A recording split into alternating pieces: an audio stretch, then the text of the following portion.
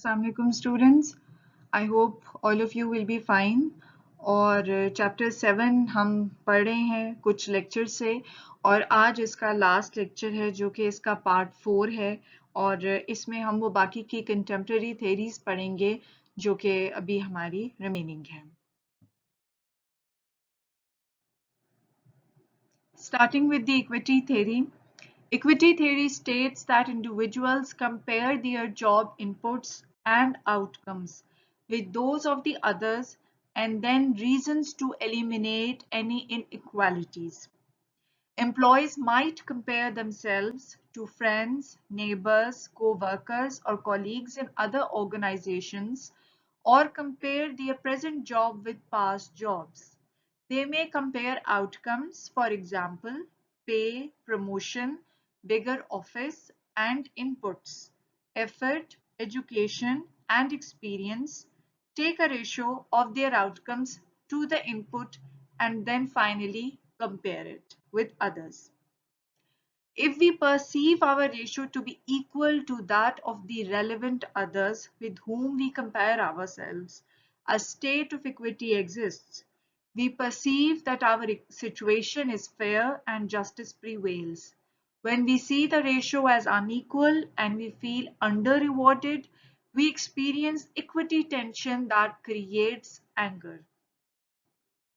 एक छोटी सी एग्जांपल आपको देती हूँ कि after you guys have graduated from the university you guys are likely to work for any office or any organization. ठीक है, जब आप अप्लाई करेंगे फॉर दी जॉब और जब आपके जो फ्रेंड्स हैं, आपके क्लास फेलोज हैं या ग्रुप फेलोज हैं, जब सबको जॉब मिलेगी तो हर कोई एक दूसरे से पूछता है कि अच्छा जो तुम्हें जॉब मिली है वो कितनी सैलरी पे मिली है या तुम्हें क्या क्या काम करना पड़ेगा. मतलब बीइंग फ्रेंड्स या बीइंग क्लास फेलोज भी आप अपनी जॉब के आउटकम्स यानी कि कितनी सैलरी मिल रही है, आपको साथ गाड़ी मिल रही है या नहीं मिल रही, या आपको अलग से ऑफिस मिल रहा है या बस एक टेबल दे दिया जा रहा है, आप इन आउटकम्स को अपने दोस्तों के साथ या अपने नेबर्स के साथ या अपने बाकी और ग्रुप फेलोज के साथ कंपेयर करके देखते हैं कि आपको किस किस्म का आउटकम मिल रहा है अपनी जॉब से. यानी आपको कितनी पे मिल रही थी, आपके प्रमोशन प्रोस्पेक्ट्स क्या थे, आपको कोई साथ में बेनिफिट्स भी मिल रहे हैं या नहीं मिल रहे. और उसमें फिर आप ये भी देखते हैं कि मैं कितना इनपुट कर रहा हूँ इस जॉब में, यानी मुझे कितने घंटे काम करना पड़ रहा है. अब लेट्स सपोज आपका फ्रेंड कहता है कि भाई मुझे तो 20,000 की जॉब मिली है और मुझे जो है फॉर एग्जाम्पल 5 घंटे काम करना है रोज के. आप उसको कंपेयर करेंगे अपने इनपुट से कि आपको कितने घंटे काम करना पड़ रहा है और उसके अवज आपको कितनी सैलरी मिलेगी. इसके बाद क्या होगा कि मेंटली आप एक मैथमेटिक्स करेंगे जिसमें आप अंदाजा लगाएंगे कि क्या आप कुछ जस्टिफाइड सैलरी और benefits as compared to the inputs मिल रहे हैं या नहीं मिल रहे. आप ये कंपैरिजन अपने ओन के साथ भी यानी सेल्फ कंपैरिजन भी कर सकते हैं.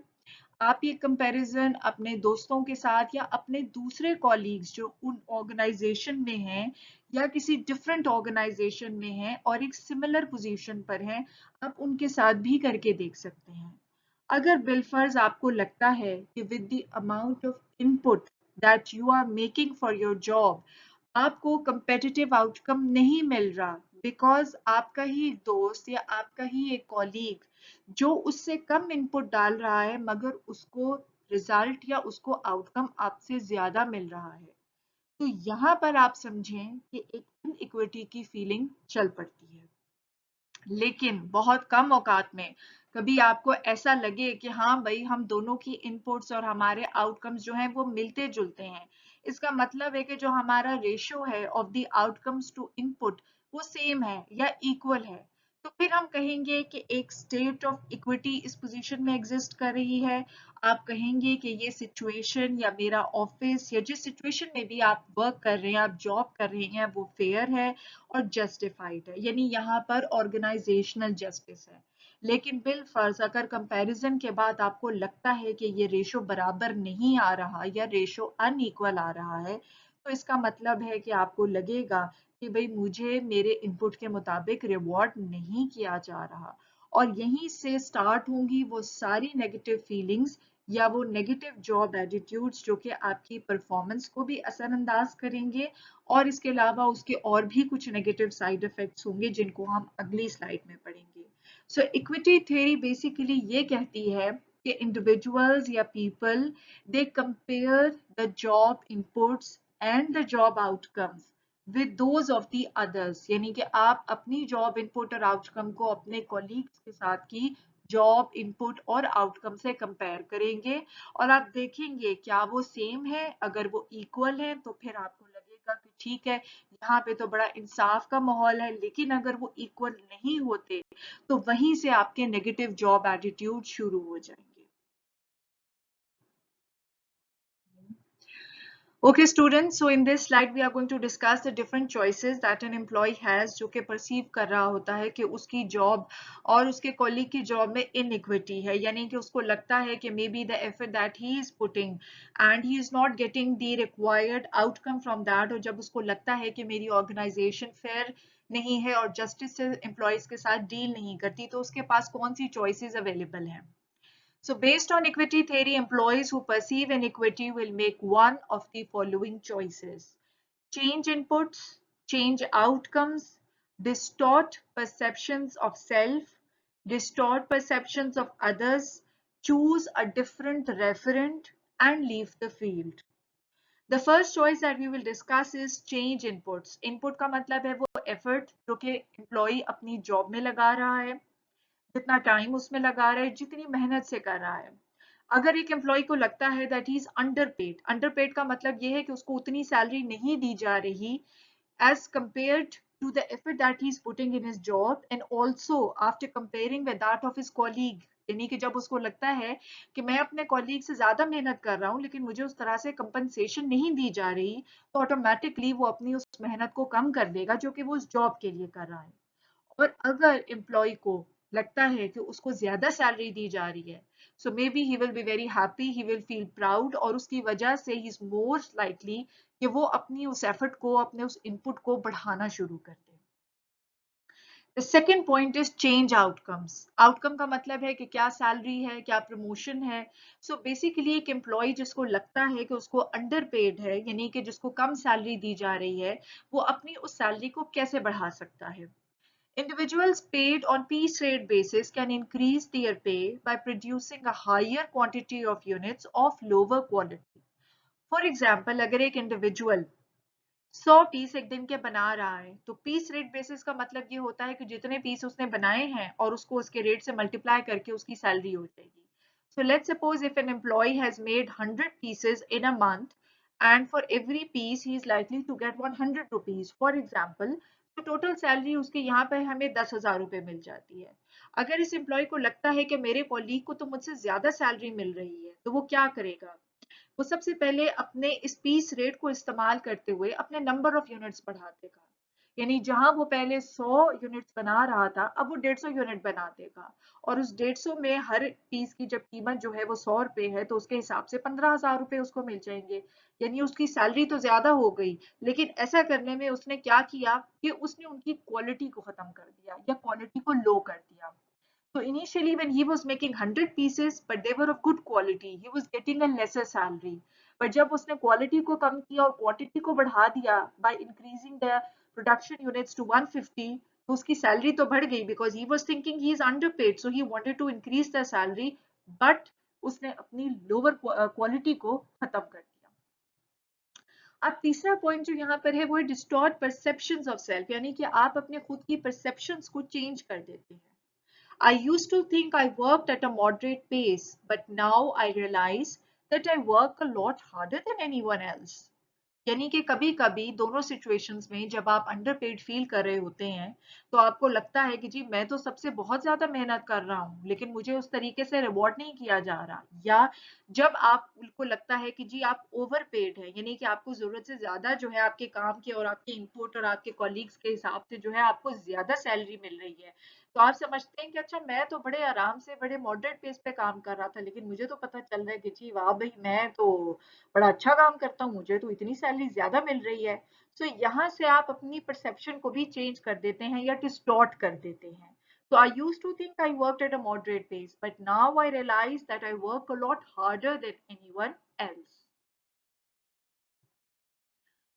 G. So the next three choices which an employee has in case he perceives inequity, तो उसमें है distort perceptions of others, यानी कि अभी जैसे हमने पिछली स्लाइड में पढ़ा था कि आप या तो इनपुट को चेंज कर दें, या आप अपनी आउटकम को चेंज कर दें, या आप अपने खुद के परसेप्शन को चेंज कर लेते हो, या आप दूसरों के परसेप्शन को भी डिस्टॉर्ट करके अपने आप को तसल्ली दे सकते हैं। अब यहाँ पर एग्जाम्पल दी गई है, Mike's job isn't as desirable as I thought, यानी कि माइक की जॉब उतनी भी मजे की नहीं है जितना कि मैं सोचता था। अब ये दोनों सिचुएशंस में आप इस एग्जाम्पल को रिलेट कर सकते हैं। अगर आपको लगता है कि आपकी सैलरी जो है वो कम है और माइक की जो सैलरी है वो ज्यादा है, तो आप जो है वो सैलरी के अलावा कोई और क्राइटेरिया के बारे में सोचते हैं और फिर कह देते हैं कि जी अंगूर खट्टे हैं, यानी कि भाई उसकी जॉब पे ठीक है सैलरी होगी अच्छी, लेकिन उसकी जॉब वैसे कोई इतनी भी अच्छी नहीं है, या उसमें और ये फैक्टर्स हैं जो कि बड़े नेगेटिव फैक्टर्स हैं। सो यहाँ से आप दूसरों के परसेप्शन, जो कि इनिशियली आप माइक को बहुत फैंटिसाइज करते थे कि वो बहुत अच्छी जॉब कर रहा है, लेकिन आफ्टर नोइंग दिस आप अपने ही परसेप्शन को, अपने ही आइडिया को खुद से चेंज कर लेते हैं। ओवरपेड की सूरत में अगर आपको लगता है कि जी आपको सैलरी ज्यादा दी जा रही है, तो आप कहेंगे कि भाई डिजायरेबल तो सिर्फ मेरी ही जॉब है, और माइक की जॉब जो कि मैं समझता था कि जी वो बड़ी अच्छी जॉब कर रहा है, तो वो जॉब इतनी अच्छी नहीं है जितनी कि मेरी अपनी है। सो यहाँ पर जो एग्जाम्पल दी गई है उसमें माइक की परसेप्शन को बेसिकली चेंज किया गया है। Mike is the name of a boy. अब यहाँ पर एक और पॉइंट जो मेंशन है वो है choose a different referent. Referent का मतलब है कि आप अपने आप को जिससे कंपेयर कर रहे थे या जिस क्राइटेरिया पे कंपेयर कर रहे थे वो आपका पॉइंट ऑफ रेफरेंस है या रेफरेंट है। फॉर एग्जाम्पल यहाँ पर mentioned I may not make as much as my cousin but I am doing a lot better than my dad did when he was my age. ये भी एक ऐसे employ के लिए है जिसको लगता है कि वो अंडर पेड है, यानी कि उसकी सैलरी जो है वो उसके इनपुट या उसके कॉलीग्स के हिसाब से कम है। इस सूरत में अब इस एग्जाम्पल में अगर हम देखें तो हम यहाँ कंपेयर कर रहे हैं अपने कजन के साथ। हमारा पहला जो पॉइंट ऑफ रेफरेंस था दैट वाज माय कजन, और जब मुझे ये लगा कि my cousin is earning more than me, तो मैं अपना पॉइंट ऑफ रेफरेंस ही चेंज कर लेती हूँ। मैं अपना पॉइंट ऑफ रेफरेंस शिफ्ट कर देती हूँ from my cousin to my dad, और मैं ये कहती हूँ कि हाँ ठीक है, अगर मैं अपने कजिन जितना नहीं अर्न कर पा रही, लेकिन मैं अपने डैड से बहुत बेहतर कर रही हूँ when my dad was of my age, यानी कि जो जितनी फाइनेंशियल पोजीशन मेरे डैड की मेरी एज पे थी मैं उससे ज्यादा ही अब अर्न कर रही हूँ। सो यहाँ पर मैंने अपने आप को तसल्ली देते हुए अपना पॉइंट ऑफ रेफरेंस ही चेंज कर लिया from my cousin to dad. Last point जो यहाँ पर है वो लीव द फील्ड, यानी कि अगर आपको लगता है, आपको बहुत शदीद एहसास है कि आपके साथ बिल्कुल इंसाफ नहीं किया जा रहा, you are not being dealt with justice, आप बहुत ज्यादा अंडरपेड हैं, तो एवेंचुअली आप वो जॉब ही छोड़ देते हैं and you start looking for a job जहां पर आपको लगे कि आपको इक्विटेबल सैलरी या कंपनसेशन या बेनिफिट्स दिए जाते हैं।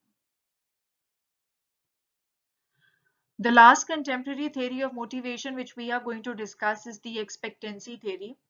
Expectancy theory argues that the strength of our tendency to act in a certain way depends on the strength of our expectation of a given outcome and its attractiveness.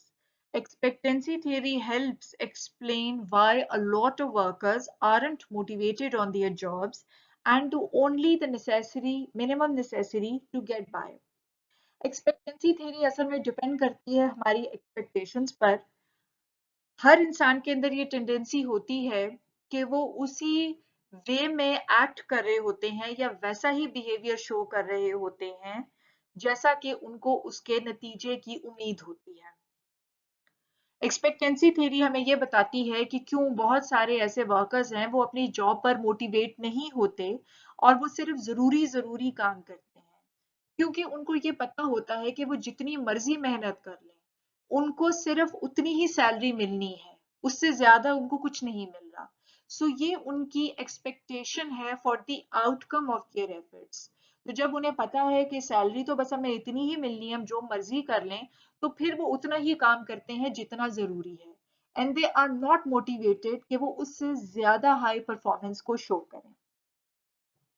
In more practical terms, employees will be motivated to exert a high level of effort when they believe it will lead to a good performance appraisal, that a good appraisal will lead to organizational rewards such as bonuses, salary increases, or promotions, and that the rewards will satisfy the employee's personal goals. इसको हम explain ऐसे करेंगे कि एक employ को आप motivate सिर्फ उस सूरत में कर सकते हैं जब उसको लगता है कि वाकई when I M going to put in extra efforts तो वो मेरे परफॉर्मेंस अप्रेजल में काउंट किया जाएगा, उसको वैल्यू दी जाएगी। और जब मेरा एक अच्छा अप्रेजल मैनेजमेंट के सामने जाएगा तो उसकी वजह से मुझे रिवॉर्ड्स मिलेंगे या मुझे इंक्रीज इन रिवॉर्ड्स मिलेगा, मुझे कोई बोनस मिलेगा, मुझे कोई इंक्रीमेंट सैलरी में लगेगा या मेरी प्रमोशन कर दी जाएगी।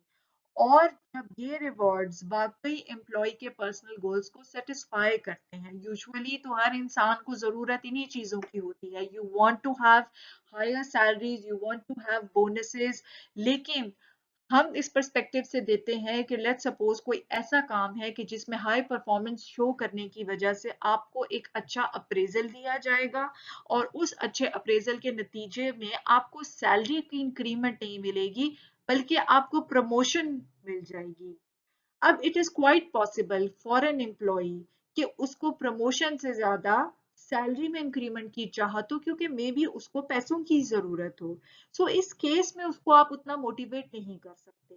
अगर एक ऐसा एम्प्लॉय जिसका मोटिवेशनल फैक्टर ही मनी है या सैलरी इंक्रीमेंट है, जब आप उसको ये देंगे, उसको ये आइडिया देंगे कि his better performance is actually going to increase his salary by the management, then he is going to be motivated and he will work harder to get that increment in the salary.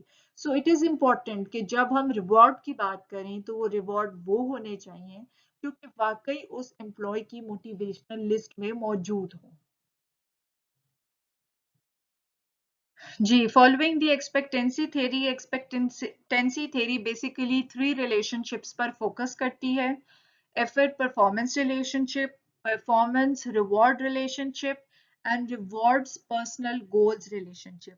ये वही points हैं जो कि अभी हमने पिछली slide में भी कवर किए हैं। एफर्ट परफॉर्मेंस रिलेशनशिप का मतलब है the relationship between effort, the amount of effort put in by the employee and the performance. The probability perceived by the individual that exerting a given amount of effort will lead to performance. यानी कि वो idea जो कि एक individual को होता है regarding कि अगर वो एफर्ट पुट इन करेगा तो वाकई उसकी परफॉर्मेंस में वो एफर्ट्स रिफ्लेक्ट होंगे। कभी कभी काम की नौयत ऐसी होती है कि आप अगर एफर्ट बढ़ा भी दें तो वो उसमें शो नहीं होता, वो परफॉर्मेंस में शो नहीं होता, बिकॉज आपका performance standard he is only the successful completion of the task. उसमें मकसद सिर्फ क्वांटिटी ऑफ वर्क होता है, क्वालिटी ऑफ वर्क नहीं होता। तो जब आप क्वालिटी को बढ़ाने लग जाएंगे तो आपने ये देखना है कि it actually leads to performance. इस किस्म की रिलेशनशिप को हम कहेंगे effort performance relationship. It deals with the expectation of the employee or the individual that when he is going to put in extra efforts, it will be seen in his performance. दूसरा point है performance reward relationship, the degree to which the individual believes performing at a particular level will lead to the attainment of a desired outcome. यानी कि जब उसको ये लगता है employ को कि जब मेरी परफॉर्मेंस अच्छी होगी तो I M going to get that reward, मुझे वो आउटकम मिलेगा। फॉर एग्जाम्पल, अगर मैं चाह रही थी कि मुझे कोई बोनस मिले और उसके लिए मुझे क्या करना है, मुझे अपने प्रोडक्शन यूनिट्स को बढ़ाना है, so I am going to in my effort so that वो मैं अपनी परफॉर्मेंस को इंक्रीज कर सकूं, मैं वो प्रोडक्टिविटी लेवल दिखा सकूं जिसकी वजह से मुझे वो रिवॉर्ड मिलेगा जो कि ऑर्गेनाइजेशन की तरफ से होगा।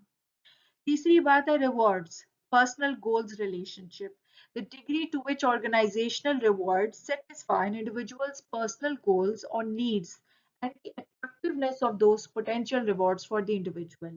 यानी कि वो rewards एक इंडिविजुअल के लिए अट्रैक्टिव होना बहुत जरूरी है। It is very important that those rewards must be the need, or there must be those which can satisfy his needs. For example मैं आपको एक आसान सी एग्जाम्पल यहाँ पे देती हूँ कि एक बच्चा है और उसकी मदर उसको कहती है कि तुम अच्छा अच्छा काम करो, अच्छी हैंडराइटिंग में काम लिखो, तो उसके बाद मैं तुम्हें चॉकलेट दूंगी। अब उस बच्चे को वो चॉकलेट पसंद है। इसका मतलब है कि he is going to put in effort, because वो मेहनत करेगा, बहुत ध्यान से काम करेगा, ताकि उसकी राइटिंग बहुत अच्छी आए। जब उसकी राइटिंग अच्छी होगी तो उसको रिवॉर्ड में चॉकलेट मिलेगी, और सिंस उसको चॉकलेट पसंद है तो उसके लिए वो रिवॉर्ड वाकई वैल्यूएबल है। लेकिन अगर मैं उस बच्चे का रिवॉर्ड चेंज कर देती हूँ, फॉर एग्जाम्पल मैं उसको कह देती हूँ, और या उसके रिवॉर्ड में मैं ये रखती हूँ कि भाई तुम्हारा वो जो फेवरेट कार्टून है मैं तुम्हें वो देखने दूंगी, मैं तुम्हें वो 2-3 घंटे देखने दूंगी, तुम अच्छा सा काम करो। सो उसमें क्या होगा, again the child is going to be motivated, he will put in effort so that he can show good handwriting to his mother, and as a reward he is going to be able to see his favourite cartoon, क्योंकि वाकई उसका personal goal है। लेकिन अगर मैं उस बच्चे को ये कह दूं कि आप अच्छा अच्छा काम करें तो मैं आपको खबरें देखने दूंगी, मैं आपको न्यूज चैनल लगा के दूंगी, अब उस न्यूज चैनल के लिए उस बच्चे की कोई अट्रैक्शन नहीं है, वो उसके पर्सनल गोल को या नीड को सेटिस्फाई नहीं करता। So it's least likely that the child is going to put in effort, क्योंकि उसको पता है कि एंड में मिलना तो मुझे वो खबरों का चैनल है, and he is not into watching the news. यहाँ पर जो एक्सपेक्टेंसी थ्योरी बेसिकली हमें रिलेशनशिप बताती है, it starts from the effort leads to performance, which further leads to reward, and those rewards should be in line with the individual's personal goals. आपके सामने जो है एक पिक्टोरल डिस्क्रिप्शन है expectancy theory की, और ये वही तीन रिलेशनशिप्स के बारे में है which we have studied in the previous two slides, starting with the effort of the individual. It leads to the performance of the individual, the successful performance of the task, which gives him the organizational rewards. But for motivation, it is important that those organizational rewards must be consistent with his personal goals, or they must be able to satisfy his needs. तभी वो goals जब उसके लिए important होंगे, तभी या वो rewards जब उसके लिए important होगी जो कि उसके goals को satisfy करते हैं, then he is likely to put in effort. So this is the last theory that we will study. Chapter 7 was a long chapter, but I hope कि आप साथ साथ इसको पढ़े होंगे. I will send you the reading material as well, which will be helpful. Book में ये बहुत लंबे लंबे जो है इनकी डिस्क्रिप्शंस हैं theories की. You don't need to go through all of them. You must know the basics of the each theory, because जो पेपर आएगा, if the paper is again going to be an open book paper, तो उसमें you don't need to write the details from the book. You must know what the theory is, और अगर मैं आपको कोई paper में question देती हूँ तो कैसी सिचुएशन है, या जो सिनेरियो है उसमें कौन सी theory अप्लाई होती है और क्यों अप्लाई होती है. So basically knowing the basic concept of the theory is important. You don't really need to get confused over reading all the details from the book. You must actually know what is actually the statement of the theories.